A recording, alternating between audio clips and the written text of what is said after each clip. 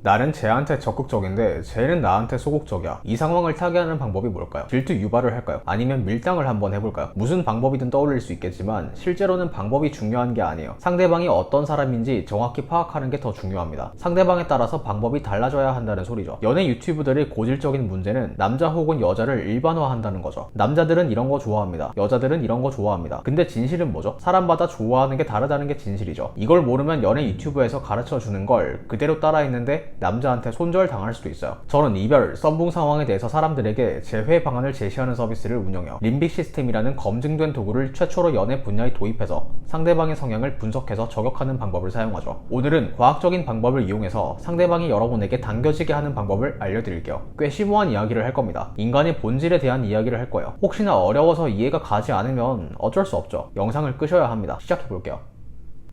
첫 번째, 불만을 자극하기. 여러분 이 영상을 여기까지 왜 보고 계세요? 이유를 알려드릴까요? 제가 여러분이 불만을 자극했기 때문이에요. 그래서 여러분이 시선을 잡아두고 있는 겁니다. 이걸 연애에도 응용할 수 있는 방법을 알려드릴게요. 제가 여러분이 무슨 불만을 자극했을까요? 여러분들은 상대방의 소극적인 모습에 불만이 있었겠죠. 그래서 연애 유튜브를 이것저것 봤겠죠. 근데 연애 유튜브들은 또 이런 문제가 있어요. 뻔한 소리를 하거나 근거 없는 뇌피셜을 말하거나 개인의 성향을 고려하지 않고 일반화해서 연애 전략을 알려주거나, 그쵸? 이 영상의 인트로를 다시 돌려보세요.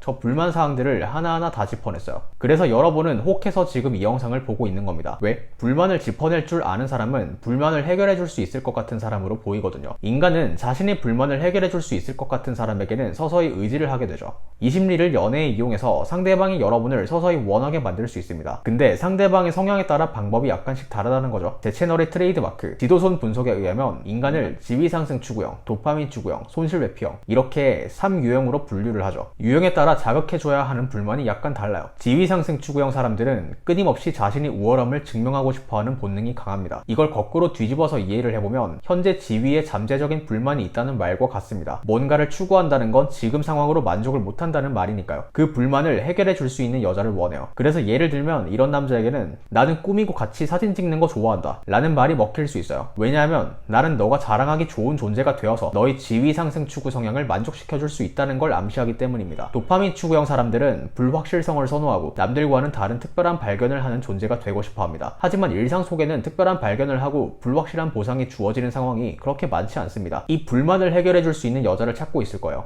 예를 들면 이런 남자에게는 너는 어쩔 때 가벼워 보이는 단점이 있지만 같이 있으면 재미있을 것 같아, 이런 말이 먹힐 수 있어요. 안 좋은 말과 좋은 말을 섞어서 함으로써 불확실성을 증가시키고 같이 있으면 재미있을 것 같다라는 말을 통해 도파민 추구 성향을 만족시켜 줄 수 있다는 암시를 주는 거죠. 손실회피형 사람들은 가진 것을 지키고 싶어하고 주위 사람들을 잘 돌보는 사람이라는 이미지를 잃고 싶어하지 않는 경향이 강해요. 하지만 연애를 신중하지 않게 시작했다가 괜히 내가 나쁜 남자로 여자의 기억에 남을 수도 있고 자신의 삶이 흔들릴 수도 있겠죠. 그런 리스크 때문에 여자를 원하지만 여자에게 쉽게 다가가지는 못합니다. 그 불만을 해결해 줄 수 있는 여자를 원해요. 예를 들어 이런 남자에게는 너가 무슨 행동을 하던지 나쁜 의도로 행동을 할 일은 없을 것 같아 라는 말이 먹힐 수 있어요. 손실회피형 사람들은 관계를 진전시키는 데 있어서 자신의 행동이 오해받을까봐 두려워하는 마음이 있기 때문에 그 두려움을 미리 차단해 주는 겁니다. 자, 간단한 예시들로 상대방 성향에 따라서 불만을 자극해서 나를 더 매력적으로 보게 만드는 방법을 알려드렸어요. 근데 제가 이런 내용을 설파하면 가끔 불쾌하게 생각하는 분들도 계세요. 상대방의 심리를 조종한다는 느낌이 들기 때문이죠.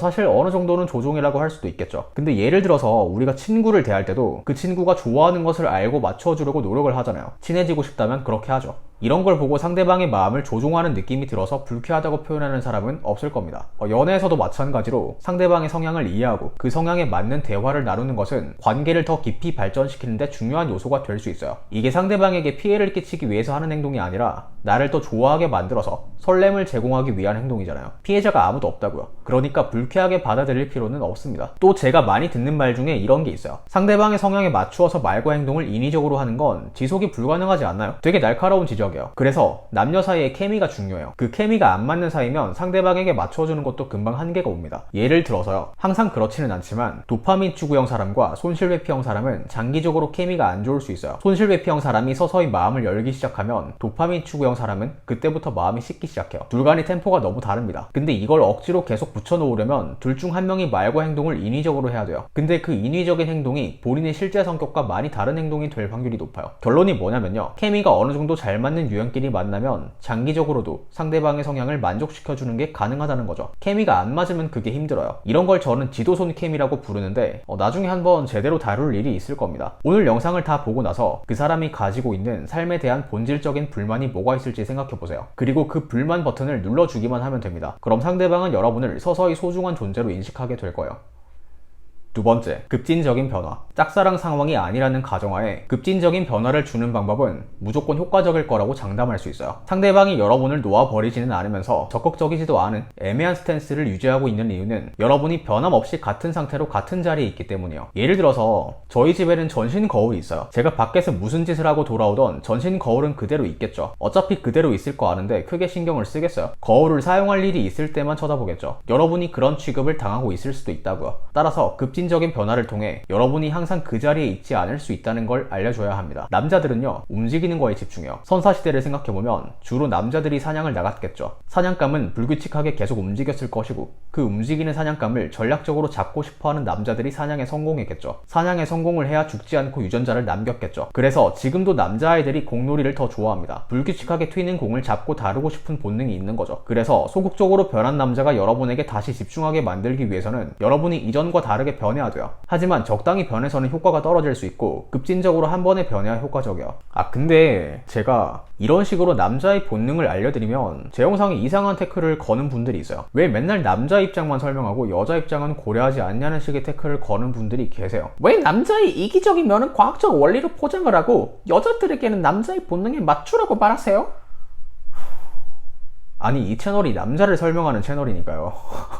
여성분들에게 남자의 작동 원리를 설명해 드리는 채널이에요. 중식집에 가서 여기 왜 짜장면이 나오냐고 따지는 거랑 뭐가 달라요? 그리고 제가 자주 진화심리학을 이용해서 생존과 번식 관점에서 남자의 본능을 설명해 드리죠. 근데 이걸 듣고 저를 여자를 짝짓기 대상으로만 생각하는 남성 우월주의자다, 뭐 이런 댓글을 다는 분도 계셨어요. 내일 날 밝으면 병원 한번 가보세요. 제 채널은 사실 듣기 좋은 말만 해주는 채널이 아니에요. 다소 불편할 수 있지만 객관적이고 과학적인 내용에 대해 다룹니다. 사실을 객관적으로 보는 걸 좋아하는 분들을 위한 채널이에요. 아시겠죠? 다시 본론으로 돌아가서 남자가 여러분을 놓지는 않으면서 동시에 소극적인 것 같다면 뭔가 급진적인 변화를 줘야 돼요. 예를 들어 그 남자가 여러분이 늘 똑같은 패턴을 반복할 거라고 예상하고 있을 때 갑자기 연락을 잠시 끊어버린다거나 새로운 활동을 하는 모습을 보여주거나 평소와 전혀 다른 스타일링을 보여주거나 뭐 이런 거죠. 이런 급진적인 변화는 남자가 여러분에게 일시적으로 주의를 확 집중하게 만들어요. 선사시대의 사냥 본능이 발동되는 거죠. 남자가 여러분에게 다시 주목하고 집중하게 되면서 더 이상 여러분을 항상 그 자리에 있는 사람으로 여기지 않게 되는 것이죠. 그러니까 바꿀 수 있는 요소의 전부 변화를 줘보세요. 머리 색깔, 프로필 사진, 연락 패턴, 연락 태도, 인스타그램 스토리, 화장법, 네일, 패션 등등 무궁무진하죠. 변화를 확 주게 되면 그 남자가 약간 움찔하고 놀라게 될 겁니다. 남자를 집중시켜보세요. 아시겠죠? 정리를 해볼게요. 여러분을 놓지는 않지만 소극적인 남자가 있다면 이렇게 해보세요. 첫 번째, 불만을 자극하기. 인간은 자신이 불만을 정확히 짚어내주는 사람에게 의지를 하게 된다고 했죠. 그 자체로도 뭔가 불만을 해결해 줄 수 있을 것 같은 느낌이 들기 때문입니다. 지도손 분석을 이용해서 성향별로 불만을 자극하는 방법까지 예시로 알려드렸어요. 두 번째, 급진적인 변화. 그 남자가 여러분에게 소극적이게 된 이유는 아마 여러분이 그냥 변함없이 그 자리에 가만히 있기 때문일 수 있다고 말씀드렸죠. 남자들은 움직이는 것에 집중하는 본능이 있고 그 본능을 자극하기 위해서 평소의 본인 모습에서 변화를 줄 수 있는 건 다 줘보라고 말씀드렸습니다. 아마 짝사랑 상황이 아니라고 하면 오늘 말씀드린 내용은 다 효과적일 겁니다. 잘 적용을 해보세요. 시청해주셔서 감사하고 좋은 하루 되세요.